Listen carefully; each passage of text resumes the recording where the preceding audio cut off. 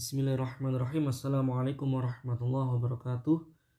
Sebelum kita mulai, mari kita kirim surat Al-Fatihah terlebih dahulu kepada Rasulullah Shallallahu Alaihi Wasallam. Pada pertemuan pertama kita kali ini, insya Allah kita akan membahas tentang wakaf, ibtida, dan qat'u.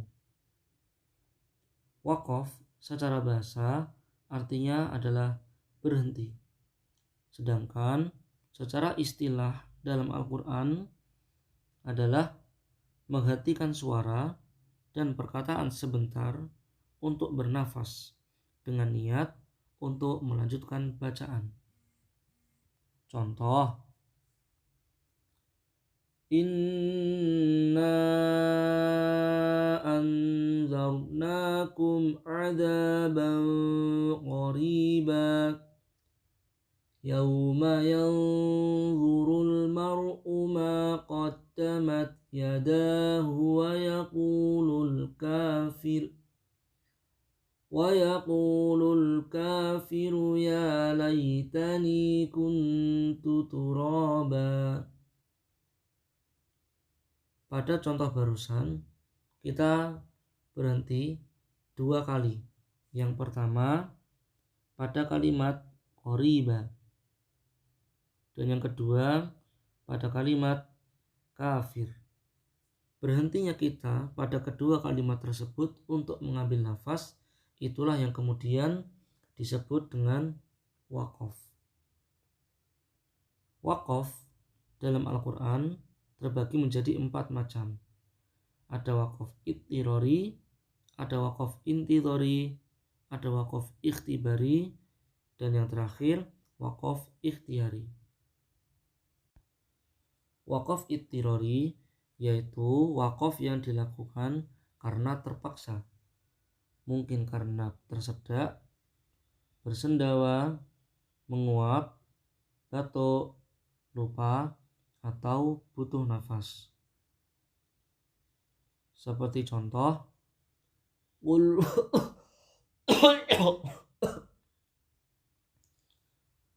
pada contoh barusan, seorang qori terpaksa berhenti pada kalimat qul. Maka berhentinya qori pada kalimat qul dengan alasan terpaksa karena batuk, itulah yang kemudian disebut dengan wakaf ittirori atau wakaf karena terpaksa. Maka ketika seorang qori wakaf terpaksa seperti itu, harus mengulang bacaannya mulai dari awal sehingga sempurna ayatnya. Qul huwallahu ahad. Berikutnya yaitu wakaf intidhori, yaitu wakaf yang dilakukan untuk menyambung bacaan ayat tertentu ke versi bacaan lainnya. Oleh karenanya wakaf intidhori ini dikhususkan bagi qori yang mendalami qiraah sab'ah. Seperti contoh, Shiratal ladzina an'amta 'alaihim. Siratal ladzina an'amta 'alaihim. Siratal ladzina an'amta 'alaihim. Berhentinya qori pada kalimat alaihim untuk mengulang dari awal ayat untuk menunjukkan versi qiraah lainnya, inilah yang kemudian disebut dengan wakaf intidhori, yaitu wakaf yang dilakukan untuk menghubungkan kalimat dengan versi bacaan lainnya. Pada riwayat lain, sirata dibaca dengan sin, sirata. Begitu juga dengan riwayat lainnya, alaihim dibaca dengan alaihum. Begitu pula dengan sirata dibaca dengan sirata. Akan tetapi untuk penulisannya tetap seperti penulisan awal, yaitu sirata menggunakan huruf shad. Berikutnya yaitu ada waqaf ikhtibari, yaitu waqaf yang dilakukan untuk memberikan pengarahan. Waqaf ini sangat sering kita temui, misal pada saat kita sedang diuji atau sedang menjabarkan atau saat sedang membimbing. Seperti halnya seorang yang sedang mengajar Al-Quran di TPQ. A'udzu billahi. Wakofnya seorang qori untuk menjabarkan atau membimbing atau menguji inilah yang disebut dengan wakof ikhtibari, yaitu wakof yang dilakukan untuk memberi pengarahan. Berikutnya yaitu wakof ikhtiyari, yaitu wakof yang dilakukan pada kalimat pilihan. Wakof ikhtiyari dilakukan dengan adanya unsur kesengajaan, bukan karena sebab-sebab yang telah disebutkan di atas. Seperti contoh, Qul huwallahu ahad, Allahus samad. Pada contoh barusan, seorang qori berhenti pada kalimat ahadun yang merupakan kalimat pilihan untuk mengambil wakof. Maka berhentinya qori inilah karena unsur kesengajaan berhenti pada kalimat pilihan yang disebut dengan wakof ikhtiyari.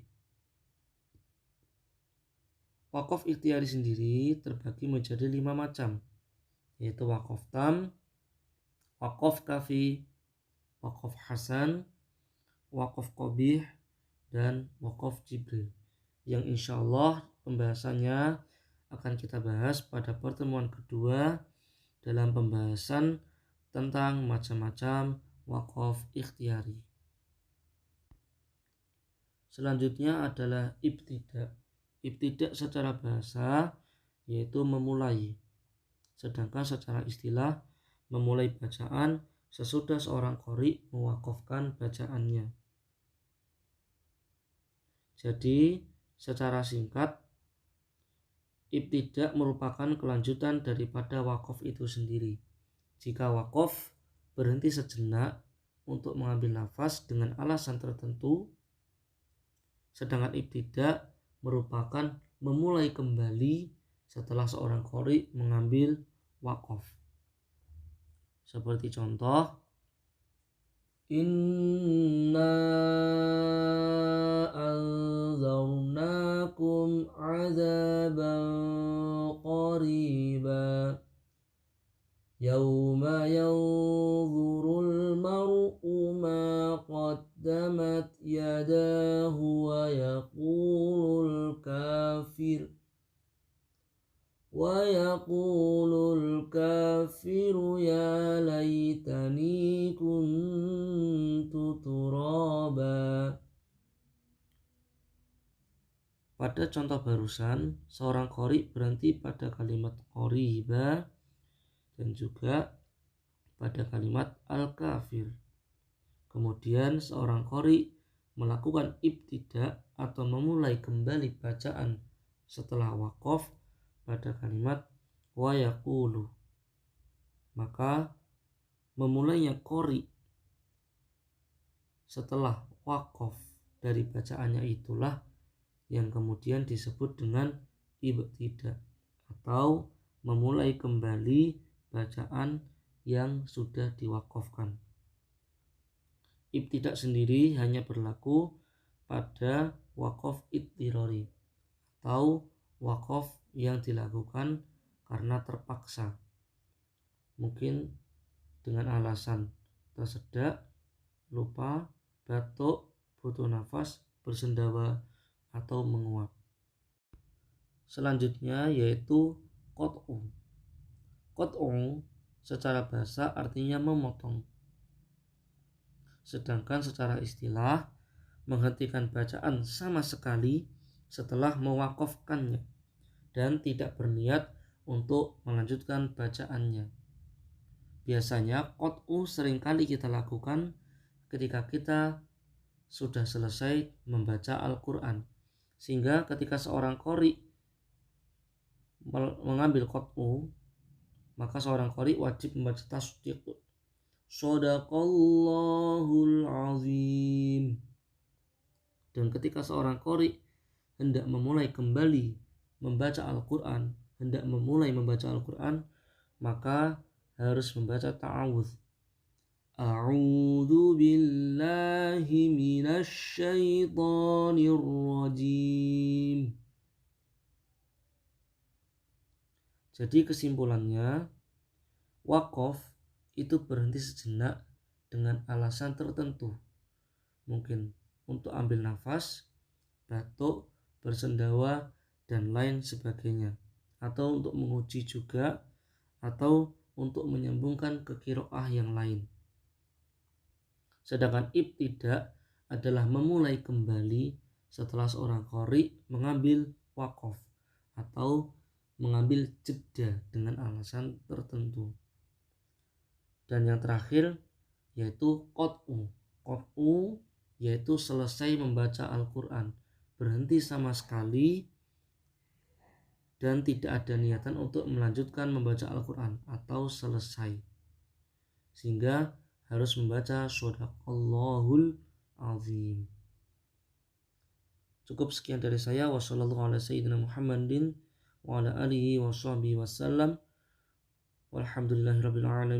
Wassalamualaikum warahmatullahi wabarakatuh.